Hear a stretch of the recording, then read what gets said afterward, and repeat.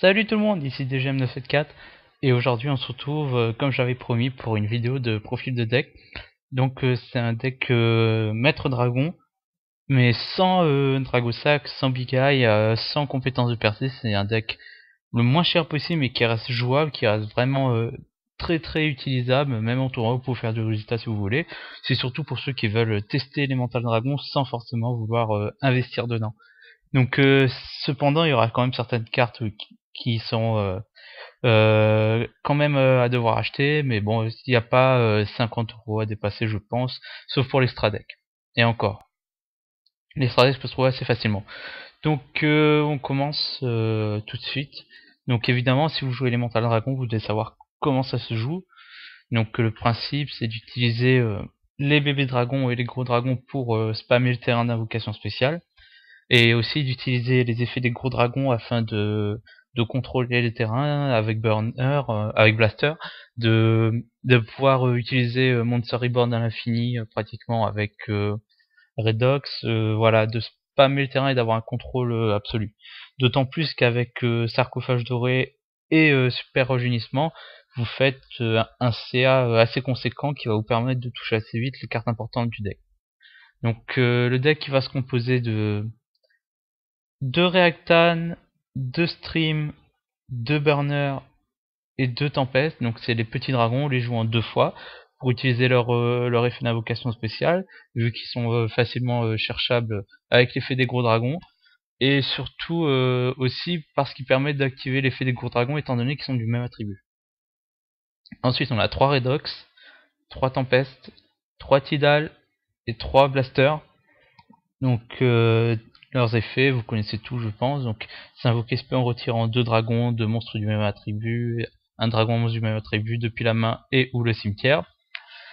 Après ils ont tous un effet unique à chacun lorsqu'ils sont envoyés au cimetière avec un monstre de leur type, de leur attribut. Par exemple lorsque vous envoyez Redox un monstre terre, vous pouvez cibler un monstre dans votre cimetière et l'invoquer spécialement. Pour Tempest, c'est d'aller chercher n'importe quel monstre de type dragon dans votre deck. Pour Tidal, c'est d'envoyer un monstre depuis le deck au cimetière. Et pour Blaster, c'est de détruire une carte sur le terrain. Donc on voit tout de suite que c'est assez destructeur, que c'est facile d'invocation, surtout avec les petits dragons, qu'il n'y a pas de difficulté à jouer le deck, quoique il est beaucoup plus brain que le deck avec Dragosac et Big Eye, qui se résume à justement faire Dragosac et Big Eye. Et parce qu'il faut pas se tromper, on ne peut utiliser l'effet des gros dragons et des petits dragons une seule fois par tour et une seule fois par dragon. C'est-à-dire si vous avez 3 blasters, vous pouvez utiliser qu'un seul effet de blaster et vous ne pouvez pas utiliser les effets des 2 autres blasters. Donc faut pas se tromper dans les combos qu'on veut effectuer. Ensuite on va retrouver 2 cartes primordiales dans le format actuel. Donc Illusionniste d'effet, parce qu'on a beaucoup de prophéties, on a surtout beaucoup d'Evil Swarm. Et justement, Illusionniste d'effet permet d'éviter de voir Ophion trop souvent. C'est sûr que compétence de percée est beaucoup mieux vu qu'elle peut s'activer pendant notre tour et donc empêcher l'effet d'Ophion. Mais j'estime que c'est une carte qui coûte cher pour une ultra, 25€, voire 20 pour les moins chers et encore. Pour une ultra qui a joué en 2 fois voire 3 fois, et c'est pas permis à tout le monde, surtout que voilà, c'est dans le format actuel, peut-être que dans un prochain format où ce sera moins basé sur les effets de monstre, ça sera pas aussi utile. Donc je me suis permis de la retirer de cette decklist, même si normalement si vous jouez un bon Elemental Dragon avec du budget, vous devez la jouer. Donc 3 illusionnistes d'effet et 3 Cancrela max. Évidemment, vous jouez Elemental Dragon, vous savez ce que c'est, donc si vous faites un match miroir, vous pouvez faire que du CA. Voilà. Et d'autant plus, ça permet d'éviter les loops et de se refaire la main si par hasard on ne touche ni Sarcophage Doré, ni Super Rajeunissement. Et enfin, on a 2 Synthoniseurs Dragons. Vu qu'on va pas se baser sur les Exils, eh ben on va se baser sur les synchros. Donc on a une sentinelle de la cloche de feu, donc niveau 1, pour aller toucher les synchros niveau 8, tutorisable facilement par Blaster. Il permet de faire son effet en plus de Blaster lorsque vous avez un effet en face de vous. Donc très utile. Et enfin, le Griffon Delta, donc il permet d'accéder au niveau 7 avec les petits dragons. d'accéder au niveau 10 avec les gros dragons, donc d'accéder à Hydro Dragon entre autres. Il est vent, donc tutorisable par Tempest, et permet d'utiliser l'effet de Tempest.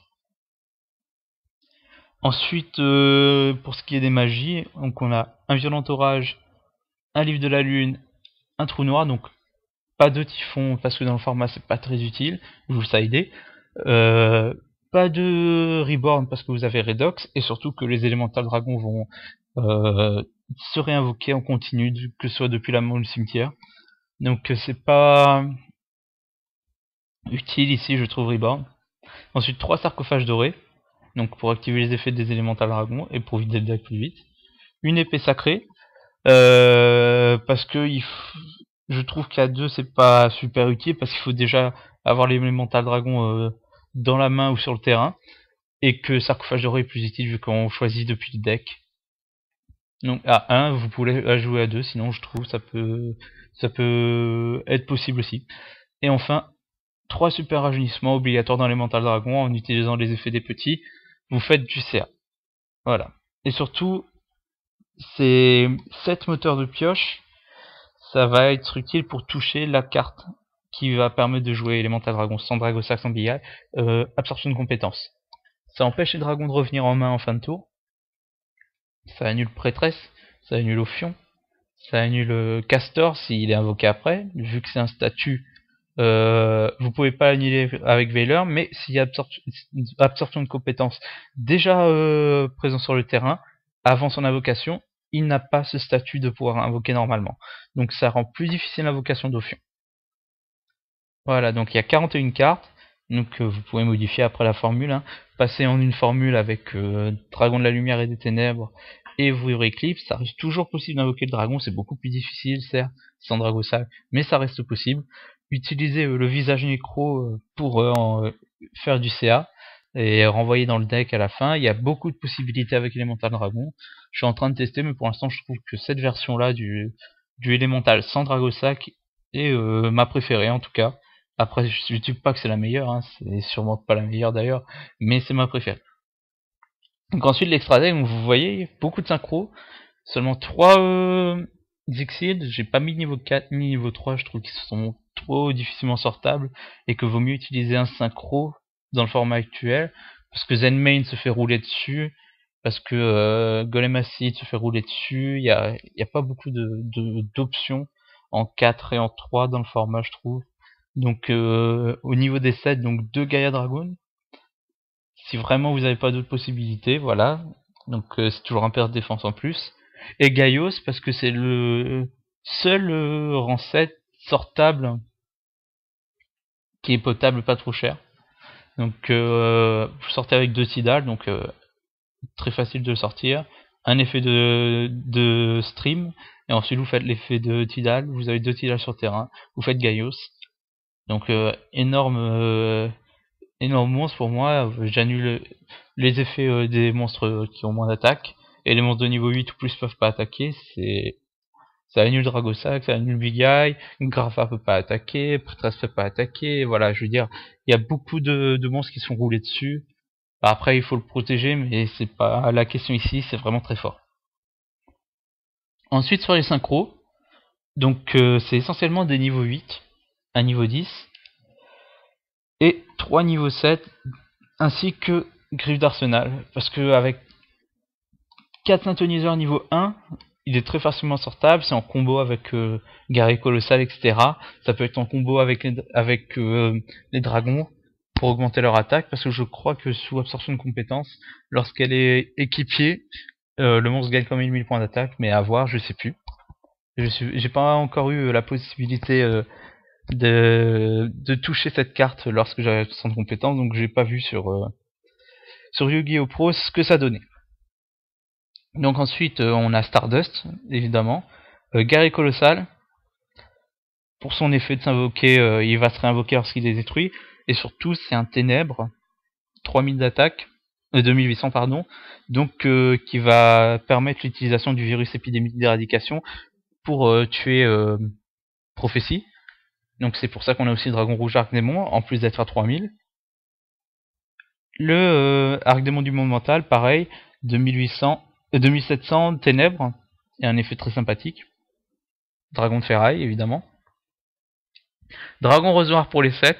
C'est encore plus fort avec Dragosac, mais je veux dire raser le terrain c'est toujours très sympa, donc toujours facilement sortable, et surtout vous pouvez utiliser des brises aussi.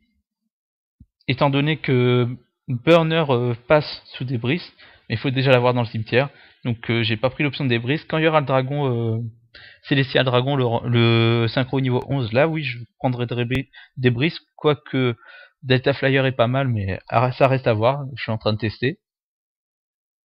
Ensuite Hydro Dragon, donc très bon synchro, 3000 d'attaque. Lorsqu'il est invoqué par synchronisation, vous pouvez détruire jusqu'à 2 cartes et il gagne une attaque supplémentaire. En clair, si vous avez 2 cartes en plus sur le terrain lors de son invocation synchro et vous les détruisez, elle peut attaquer 3 fois, ce qui fait potentiellement 9000 points de damage. Donc vous pouvez OTK très facilement. Donc elle est sortable tout simplement avec Griffon Delta plus n'importe quel gros dragon. D'où la facilité d'invocation. Ensuite on a Gungnir. Pourquoi Gungnir? Parce que avec Delta Flyer, je trouve que c'est un des synchros 7 les plus sympas à sortir avec Stream, d'autant plus qu'avec le CA que vous faites dans Elemental Dragon, avec Super Rajeunissement, c'est pas un problème de défausser les dragons. Ensuite, on a Ancienne Vouivre Sacrée, qui s'invoque avec Illusionniste d'effet, et 2 niveau 3. Bon, c'est assez dur à sortir, mais j'aurais déjà réussi à la sortir. Parce que son effet est très sympa, ça peut monter très haut en attaque. Ancien Dragon Féerique pour permettre une nouvelle invocation. Et enfin le dernier, Épéis Cramoisi, qui est juste le beater du format. J'attaque, tu peux pas invoquer spell de monstre de niveau 5. Je tue Elemental Dragon, je tue Prophétie, c'est juste énorme, je tue Mermaid aussi, entre autres. Donc c'est énorme. Donc voilà ma composition du deck actuellement. Pour l'extra, je laisse choisir les personnes, parce que c'est un paramètre qu'on choisit chacun. Personnellement, je rentre Uluberlu et Oiseau de verrouillage, les typhons, les virus, etc. Voilà. Donc c'est pour moi un bon deck. C'est sûr que ça peut pas rivaliser avec un vrai Elemental Dragon et un prophétie complet, mais au moins vous pouvez vous amuser sans mettre trop d'argent dans le format. Je veux dire, tous les synchros coûtent pas très cher, à part Hydro Dragon, l'ancienne Vouivre et l'Arc Démon, ils sont tous réédités, il n'y a pas de problème à les trouver. Gaia Dragoon c'est une super, elle coûte pas très cher, Gaios non plus. Donc voilà, j'espère que vous avez aimé cette vidéo, et dans la prochaine vidéo, je vais vous faire quelques annonces, et vous amener sur un projet d'un modérateur de Final Yugi. Voilà, allez, salut tout le monde!